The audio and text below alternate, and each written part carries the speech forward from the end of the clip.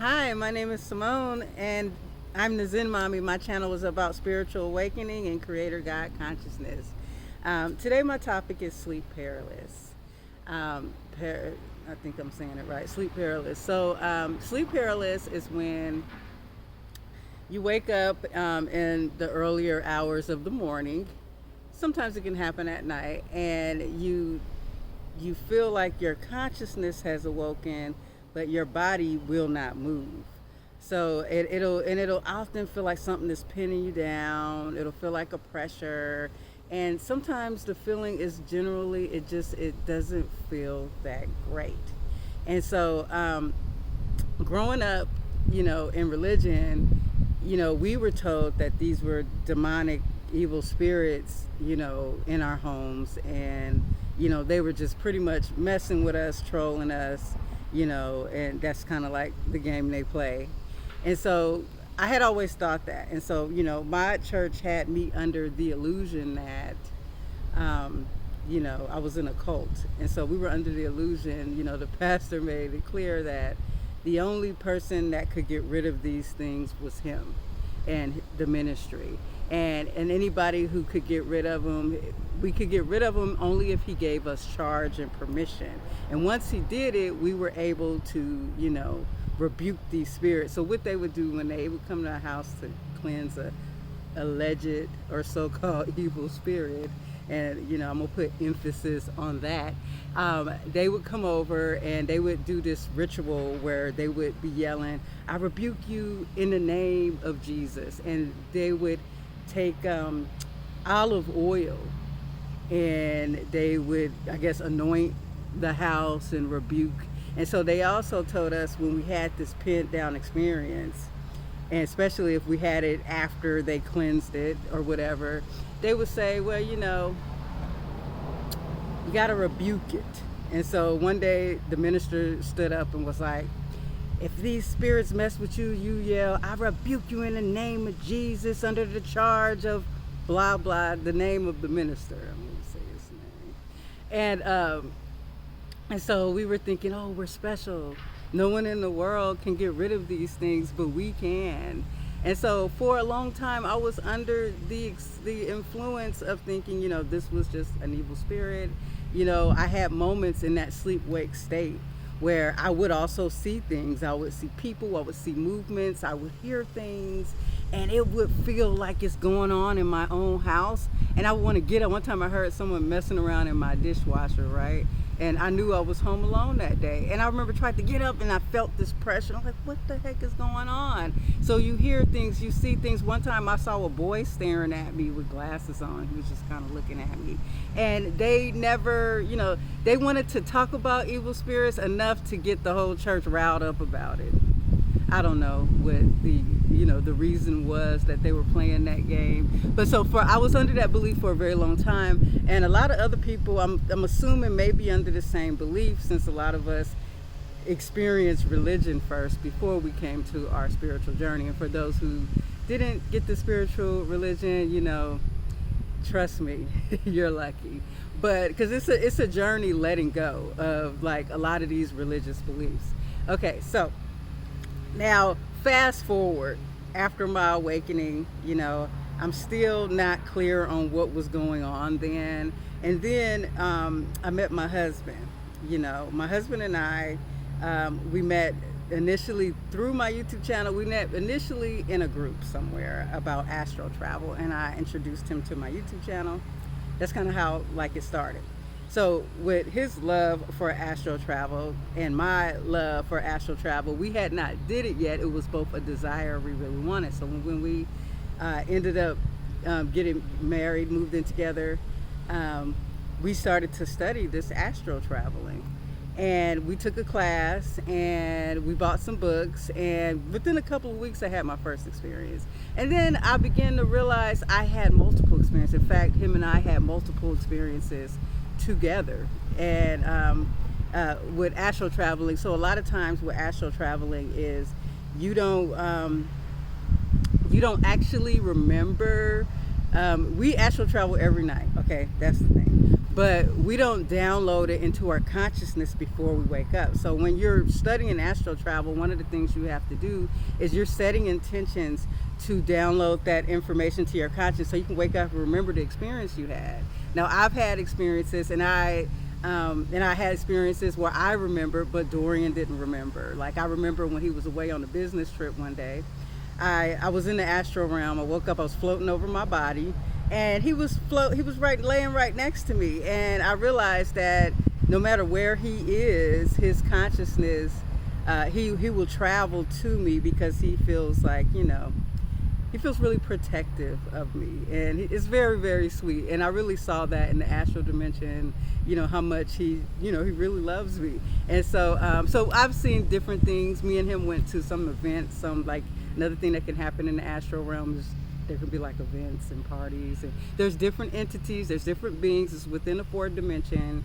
You could bump into a lot of things. The astral realm, the 4D realm is very vast. But back to the subject of the sleep paralysis. So when we started learning about this, so the first thing that happens when you astral travel is you have an astral body, okay?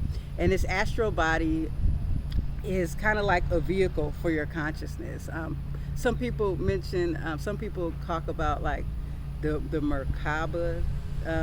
What Merkaba is basically is a vehicle for transportation. It's considered like a light body. And this is for people who really feel the need to identify it. Personally, I never really use that term. I know what it means, but I don't need to identify every little thing. When I'm astral traveling, I just be like, that's me. And in my astral form, that's kind of how I look at it. So what happens is this astral body of yours comes out. And before you realize it, the first time I realized I was astral traveling, I remember getting up and walking into the living room, and then I realized I was floating. I was like, oh, I'm astral traveling. I'm not really awake right now. And I was so excited because me and my husband have been practicing this. I ran to go find him, and I tried to go back into my body, and I went so fast. So what happens with sleep paralysis is the consciousness wakes up before the astral body is back inside your body. And so the pressure that you feel is actually the physical body. So the physical body, is it's its own entity, really, are a physical body. And so the physical body, when it's asleep, it's out, right? And without the astral body being like infused, back into it, you can't just easily wake up. So you might be awake and you can't open your eyes, but you can see. Or maybe your eyes are cracked and you can see things going on. You can hear things going on. You can even feel sometimes the present. It can feel like what one would associate with an evil or demonic presence. I don't like labeling things, but I'm gonna just say that because a lot of people, they understand labels in this dimension, in this human physical reality. And so the moment I was like, oh, I want to get in my body, I want to hurry up and wake up and tell Dorian, I actually did it. And I went too fast that my consciousness woke up and I was like stuck, and I was like, it feels like a pressure. So when you do feel like some type of dark or demonic presence or a pressure, okay, look at it this way. I drop off good and evil. I kind of, I understand that we are creator gods creating a reality. And for the entities in the 4D realm, they're playing many, many games. And that's with the different entities there. Most people only know of the demon and the angel entities, but all the goddesses and deities, aliens, everything that you can think of in this creation, they exist in the fourth dimensional realm. There's different creations and realities. And so when you sometimes in the astral realm, you will bump into a presence, right? You can bump into, any kind of presence. It could be, someone that's on the spectrum of a lower vibration that might feel evil. You can bump into a higher frequency. And so what happens is sometimes these 4D beings, they're kind of like trolls, kind of like jokesters. They like to mess with you. They feed off the human experience, the human reality. That's 4D beings. They heavily feed, and if you believe in them, they can feed even more. So if you believe, so in church we were believing in demons and evil spirits. That's why that pressure always felt very evil, because our belief system told us, look, there's a demon around when I'm feeling like this. And because you're a creator God, whatever you believe in becomes true for you. And so you may be experiencing some kind of being, okay? And a being might be just messing with you. The being is in amnesia, in partial amnesia, and it's playing a game as well. You're a human and you're playing a game, and you may or may not be in partial amnesia. You may be waking up out of amnesia. That's what this awakening is about. We're waking up out of amnesia. And so I want to talk about this because a couple of nights ago, I had this experience again, and I was I was frozen into my body. My consciousness woke up before my body did, and all of a sudden I felt a very strong pressure. It was different than my body just being pinned down.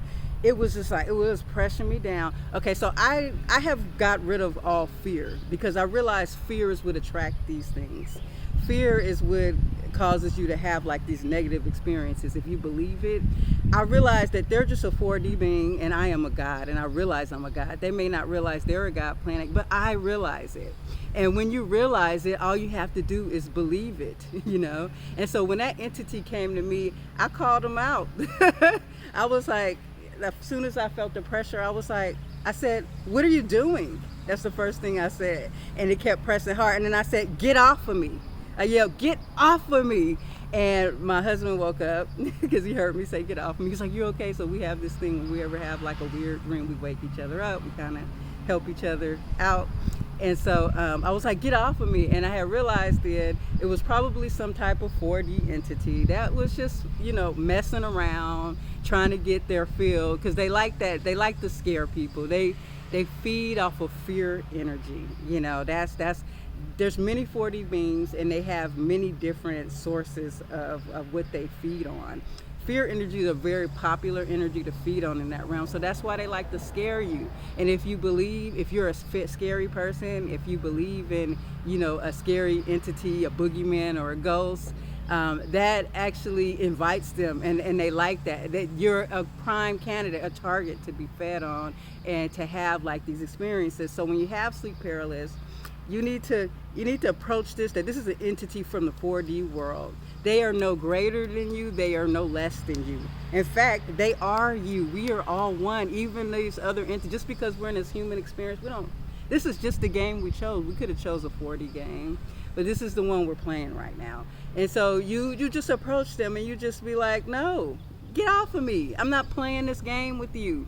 A lot of times in the astral realm, what I do is when something starts to feel scary or look scary, even when I'm walking in a dark house and sometimes my mind will be like, there's something in the dark, I automatically go to the thoughts of love. The love vibration will push them away, because they're looking for the fear vibration. When you focus on love, you know that you cannot be hurt and nothing can harm you.